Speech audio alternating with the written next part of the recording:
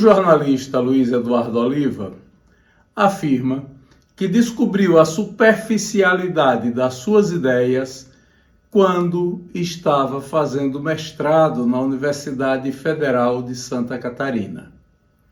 Percebeu que, não obstante o seu discurso ser muito articulado, as ideias eram rasas. Neste vídeo de memórias, ele fala desse período, fala do seu trabalho como professor de Direito na Faculdade São Luís, em Aracaju, e fala também da necessidade de ter uma teoria do mundo da superfície, para exatamente explicar essas ideias que circulam, mas que não resistem a nenhuma análise mais profunda. É muito curioso o debate que Luiz Eduardo Oliva faz neste vídeo de memórias que vamos acompanhar a partir de agora. Conversando com o Salmínio e tal, da possibilidade de voltar, eu queria voltar a ensinar. O Ives me chamou para a FACA, mas a FACA também veio a pandemia. Quando eu comecei o primeiro dia de aula, foi um semestre só, mas ganhava 300 e poucos reais lá. E mesmo assim eles não sustentaram, botaram muitos professores para fora, por conta da... Eles fizeram a lógica da aula. A aula virtual, ele, no lugar de ter poucas turmas, ele podia ter uma turma só com um professor só na aula virtual e ter 1000 alunos, se fosse o caso, né? E eu lá ensinei direito administrativo, apenas, e mediação e arbitragem, que foi outra disciplina que me ajudou muito a entender. Um semestre de um mês de sala de aula somente, e eu fiz grandes amigos, entre dos quais hoje e coincidente, filho de Chico Buxi, é meu principal auxiliar hoje na advocacia, que é Danilo. E tenho alunos que me recorrem sempre, tenho contatos e etc. Fiz grandes amizades lá na FACA. E, ao mesmo tempo, Salmínio me indicou, e eu estou ensinando Direito Constitucional, já ensinei Organização do Estado e a divisão e seus poderes, e também Controle de Constitucionalidade e Processo Constitucional. Essa foi um semestre só. E sou professor agora da Faculdade São Luís de França. Tudo isso me fez crescer intelectualmente. Mas crescer no campo acadêmico. Por quê? Porque eu me lembro quando eu fui fazer meu mestrado em Santa Catarina, eu disse a vocês, eu era uma espécie de prestidigitador. Eu nasci com a facilidade eu não vou ter a falsa modéstia, eu nasci com a facilidade da palavra. Sempre falei muito bem, o Interact me proporcionou isso. Eu nasci numa casa rodeada de livros, filho de João Oliva, mas eu não fazia muito esforço. Luiz Bispo dizia que eu e Jorge Lins, ele disse, esses dois aí, não precisam estudar muito não, eles só estudam para a prova, e chegam aqui e matam pau. E era fato, ele sacava.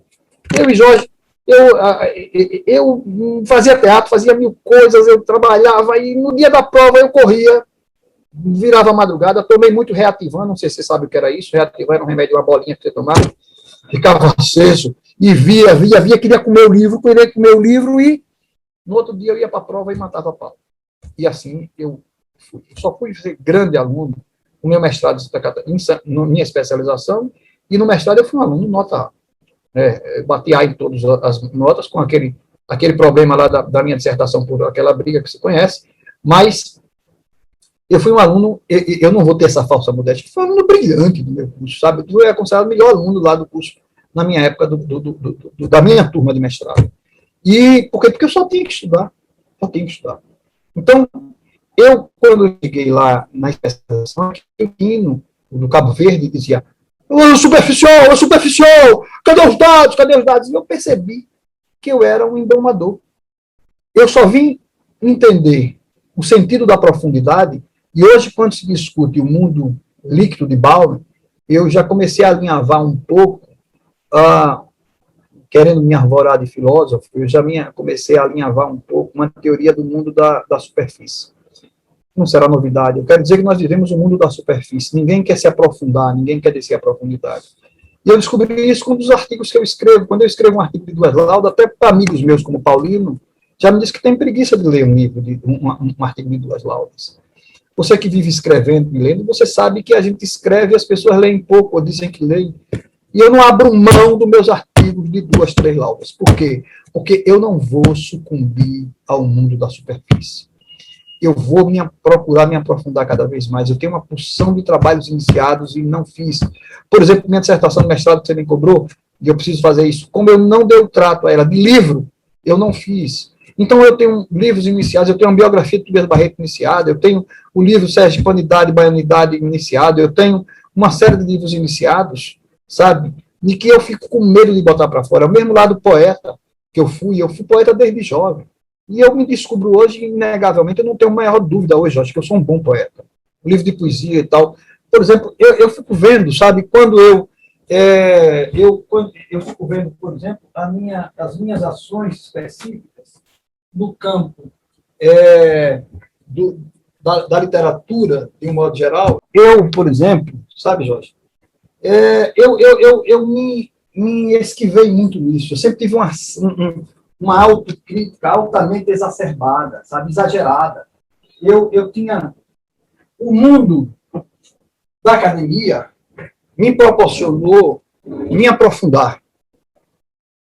E essa profundidade me fez chegar à Academia Sergipana de Letras Jurídicas, escolhido para ocupar a vaga que pertenceu a nada mais, nada menos do que Arthur Oscar de Oliveira Deda, que foi meu mestre, e que era um intelectual de valor indiscutível, dos grandes intelectuais que já passou pelo Poder Judiciário. O velho Arthur Oscar que você conheceu. E Arthur Oscar, eu tenho a felicidade de tê-lo como